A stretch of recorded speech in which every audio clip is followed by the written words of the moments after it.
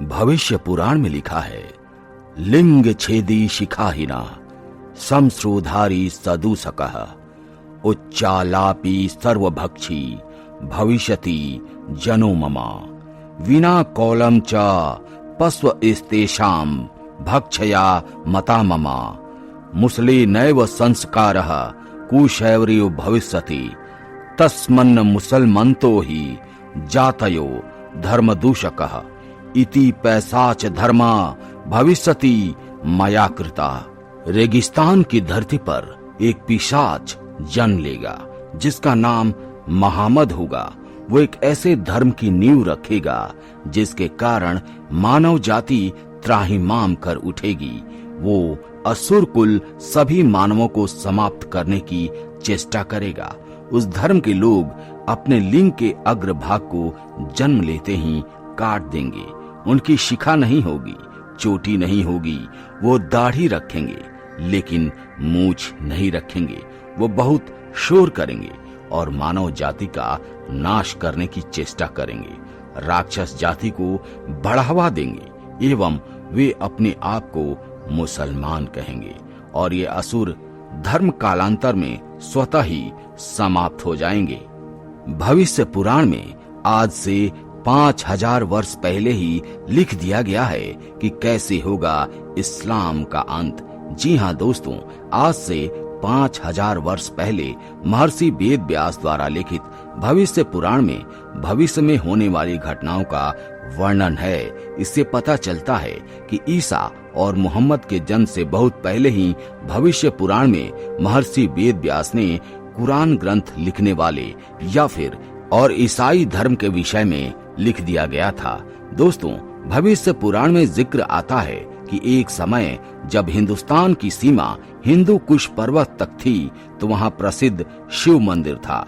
ऐसा कहा जाता है कि एक बार कुछ संत हिंदू कुश पर्वत पर शिव के दर्शन करने गए थे तो भगवान शिव ने उन्हें बताया था कि अब आप यहाँ से लौट जाओ, मैं भी इस स्थान को सदा के लिए छोड़ रहा हूँ।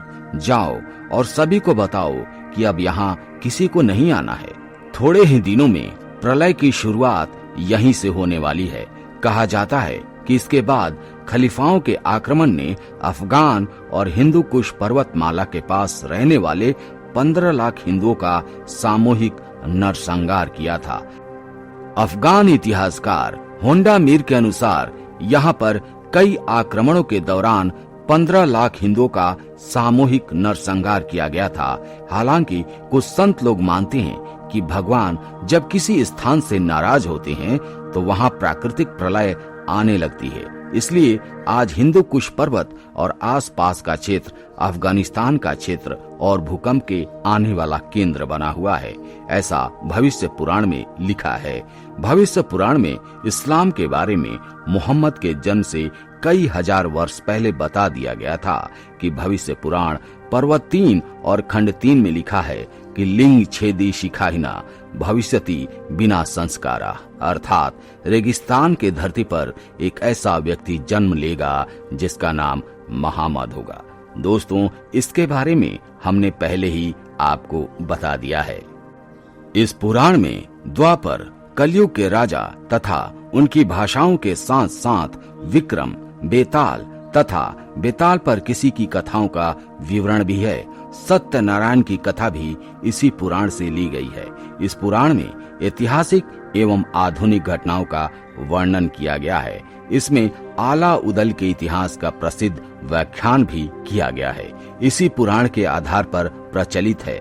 इस पुराण में नंद वंश, मौर्य वंश एवं शंकराचार्य आदि के साथ साथ इसमें मध्यकालीन हर्षवर्धन जो राजा थे आदि हिंदू और बौद्ध राजाओं का, चौहान एवं परमार वंश के राजाओं तक का वर्णन प्राप्त होता है। इसमें तैमूर, बाबर, हुमायूं, अकबर, औरंगजेब, पृथ्वीराज चौहान तथा छत्रपति शिवाजी के बारे में स्पष्ट उल्लेख मिलता है। श्रीमद् भगवत पुराण के प्रथम अध्याय में भी वंशों का वर्णन मिलता है। तो दोस्तों, ये है हमारे सनातन धर्म का एक छोटा सा नमूना जिसे भविष्य पुराण कहा जाता है।